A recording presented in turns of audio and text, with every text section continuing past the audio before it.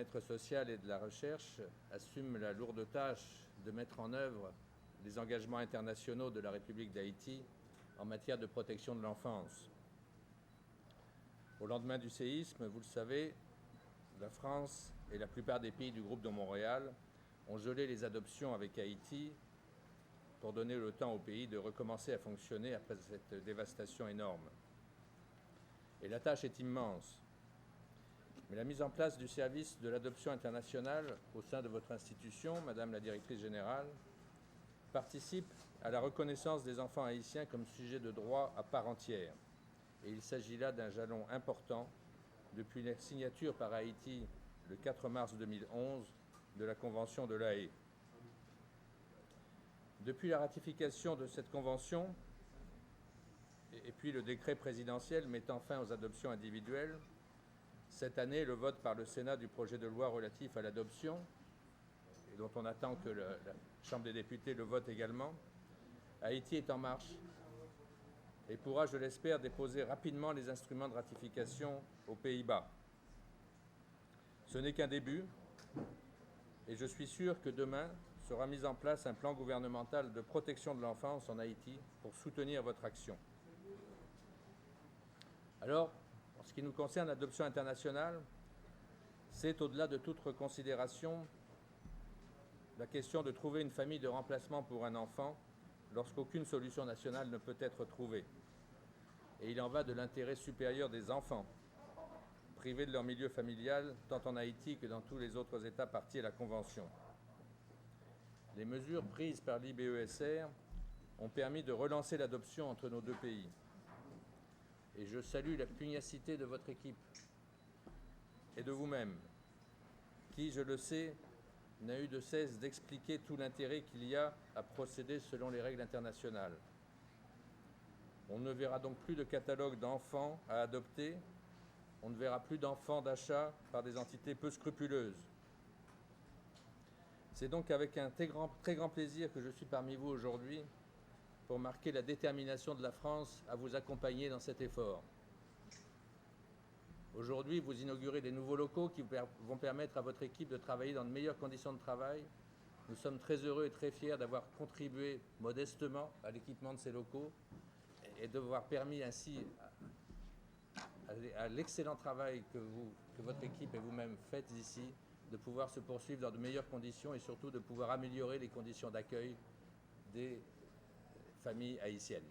Nous avons pu constater que l'Institut du bien-être social et de recherche évoluait dans le temps dans des conditions difficiles de travail.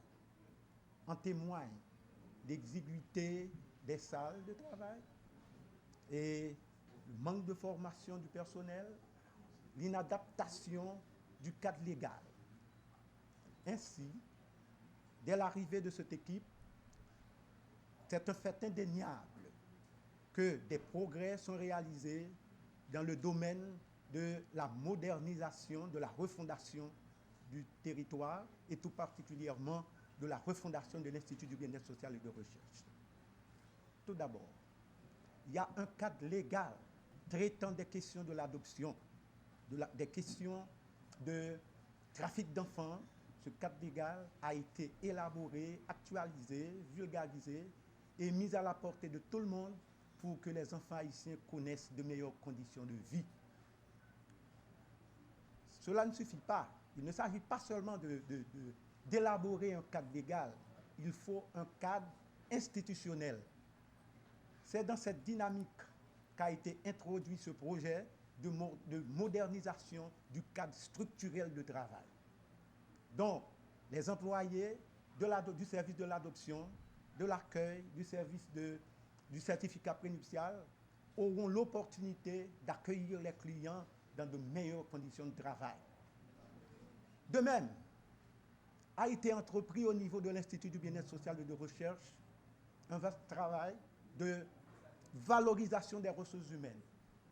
C'est dans cette perspective qu'a été organisée la retraite devant permettre à nos travailleurs sociaux, nos psychologues, nos directeurs départementaux d'avoir en main un guide normatif leur permettant d'évoluer convenablement et suivant les lignes directionnelles tracées par les instances gouvernementales.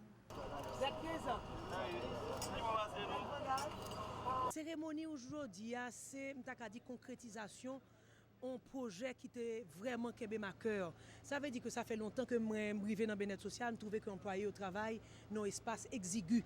Et c'est important pour employé au travail dans de meilleures conditions pour avoir des résultats. Et voilà aujourd'hui, on a réalisé que l'aménagement ça fait et nous pourrons avoir plusieurs services qui pourront monter dans l'espace qui fait réaménager. Donc, moi, je suis capable de remercier le gouvernement parce que c'est eux qui permettent nous de faire construction et tout l'ambassade de France qui nous support pour nous avoir tout matériel, tout ameublement qui est nécessaire à ce service-là et qui est là dans l'unité. Donc, aujourd'hui, on parle que dans l'espace, nous avons un service d'adoption, nous avons un service, nous avons une équipe multidisciplinaire là qui monte, nous avons un service contrôle des crèches et des orphelinats, nous avons une salle d'informatique.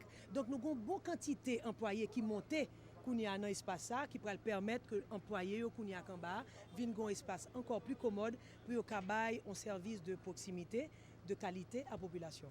Son projet qui sont structures métalliques, nous pas font structure ciment pour ne pas coûter cher justement.